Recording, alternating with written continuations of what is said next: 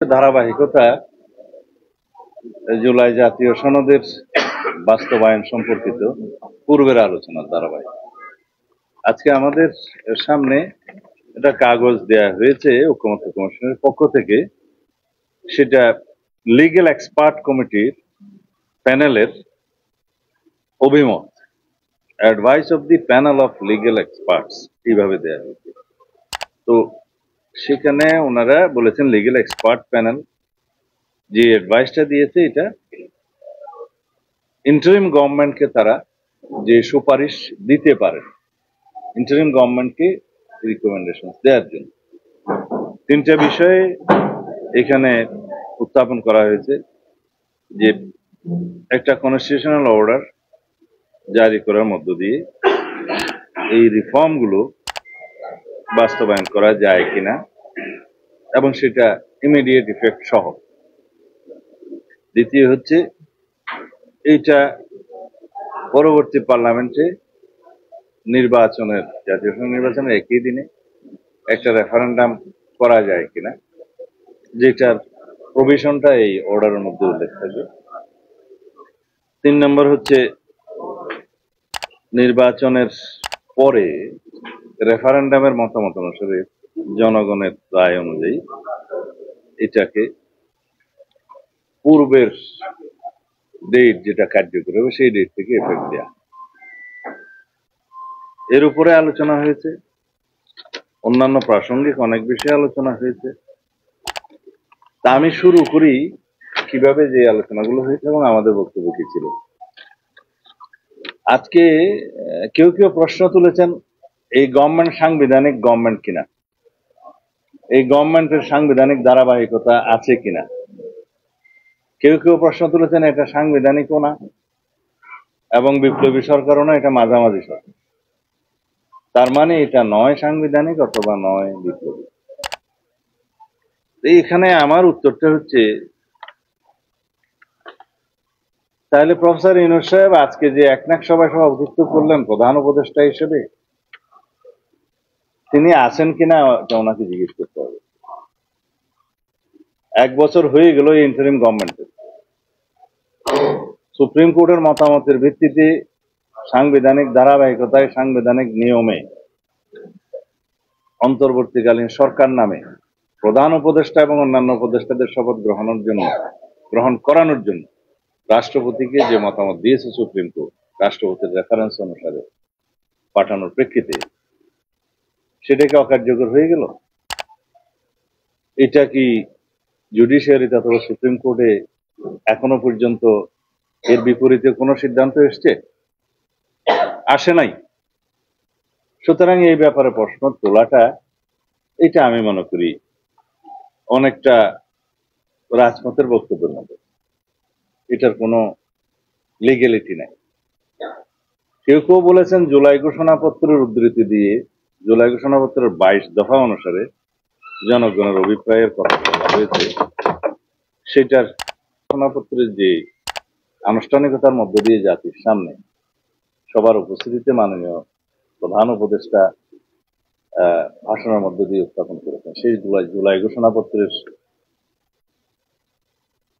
কার্যকারিতা এখনই তো দেয়া হয়নি। সেখানে প্রস্তাব করা হয়েছে যে এই জুলাই ঘোষণাপত্র এবং গণঅভ্যুত্থান 2024-এর রাষ্ট্রীয় স্বীকৃতি দিতে হবে, দেয়া হবে এবং সাংবিধানিক স্বীকৃতি দেয়া হবে। তফসিলে যথাযথভাবে সেটা সন্নিবেশিত হবে। সেখানে বলা হয়েছে আয়োজিতব্য পরবর্তী জাতীয় সংসদে সাংবিধানিক সংস্কারের অভিপ্রায় ব্যক্ত করা হচ্ছে। জনগণের পক্ষে বাংলাদেশের জনগণ অভিপ্রায় ব্যক্ত করছে, এই কথাগুলো বলা হয়েছে। সেই অভিপ্রায় বাস্তবায়ন হবে যদি এটা রাষ্ট্রীয় স্বীকৃতি মিলে, রাষ্ট্র পরিচালনা করতে হবে, এখনই সেটা কার্যকর করতে হবে। সেটাকে আগামীকালকে বা পরশু চ্যালেঞ্জ হবে না। তো সেরকম একটা খারাপ নজির কি আমরা জাতির সামনে উত্থাপন করতে পারি? অবশ্যই পারি না। কিন্তু আমরা সমাধান চাই বলেই আমরা কিছু বিকল্প প্রস্তাব উত্থাপন করেছি, যেগুলো বিবেচনায় নেয়ার জন্য আমরা সবাইকে আহ্বান জানাবো। সেখানে আমরা বলেছি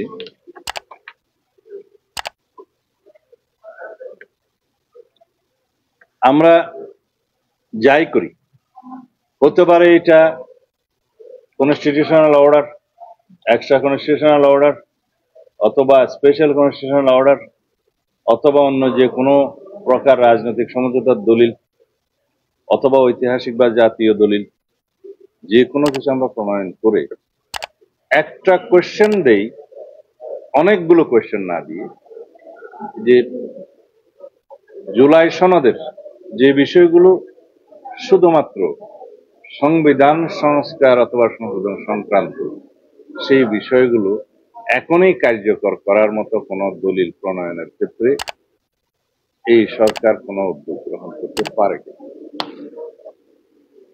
জুডিশিয়ারি কি বলে, আমরা জুডিশিয়ারির কাছে যাই। দ্বিতীয় প্রশ্ন হলো, যদি রেফারেন্ডাম করতে হয় এই বিষয়ে এবং সেটা কার্যকারিতার ডেট নির্ধারণ করতে হয় রেফারেন্ডামের রেজাল্টের ভিত্তিতে, সেই রেফারেন্ডাম প্রপোজ করা হয়েছে জাতীয় সংসদ নির্বাচন যেদিন হবে সেদিনই রেফারেন্ডাম। আমরা বলেছি জাতীয় সংসদে যারা ভোট প্রদান করবেন তার তো একটা জাতীয়ভাবে পরিসংখ্যান হবে যে কতজন ভোট দিলেন, কত ভোটার ভোট দিলেন, তার মধ্যে মেজরিটি যদি এই জুলাই সনদকে স্বীকৃতি দিয়ে, এই সংস্কারগুলোকে স্বীকৃতি দিয়ে হ্যাঁ বা না বলে, সেটা একটা লেজিটিমেসি আসবে। সেটাও বিবেচনা করা যায় যদি সবাই সম্মত হয়, তখন সেই মেজরিটির মতামতের ভিত্তিতে সেই জাতীয় সংসদ তো সেগুলো সংশোধন করবে। আর যারা মেজরিটি ভোট পাবে তারা তো প্রতিশ্রুত থাকবে জাতীয় সংসদে এই সংস্কারগুলো বাস্তবায়নের জন্য, যেহেতু এই সনদ স্বাক্ষরিত হবে ইনশাআল্লাহ। সেটা দ্বিতীয়।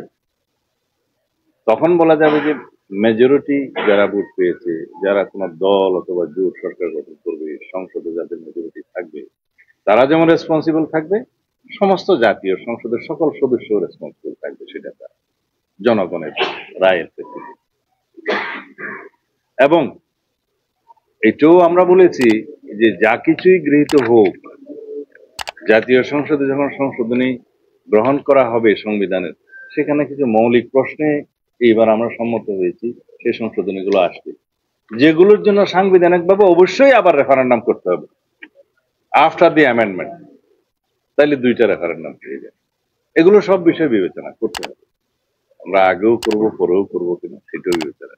এই জন্য আমরা বলেছি, দেখুন আমরা আলোচনা টেবিলে আছি, আমরা সমাধানের জন্য এক জায়গায় যাওয়ার জন্য প্রতিদিন ইনোভেটিভ আইডিয়াস বা জাতির পক্ষে সমাধানের জন্য আমরা প্রস্তাব দিয়ে যাচ্ছি। এখন যদি এই আলোচনার টেবিলে সমাধান হয়, আমি আশা করি হবে ইনশাআল্লাহ, তাহলে আমরা যে কোনো অসাংবিধানিক প্রক্রিয়াকে আমরা বন্ধ করতে পারব। এবং যেটা আমি আশঙ্কা প্রকাশ করি এবং অনেকেই শঙ্কা প্রকাশ করেছে, যদি এটা আমরা ঝুলিয়ে রাখি, যদি আগামী জাতীয় সংসদ নির্বাচনকে আমরা অনিশ্চিত করি, বাধাগ্রস্ত করি বা বিলম্বিত করি, তাহলে সেইটার বেনিফিশিয়ারি কে হবে? পতিত ফেসিবাদ হবে। সেটার বেনিফিশিয়ারি কি হবে?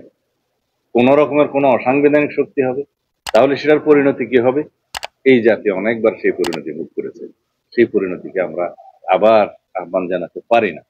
সুতরাং আমরা আলাপ আলোচনার মধ্য দিয়ে আমরা আগাই এবং একটা সমাধানের দিকে যাই, এই আহ্বান আমরা করেছি।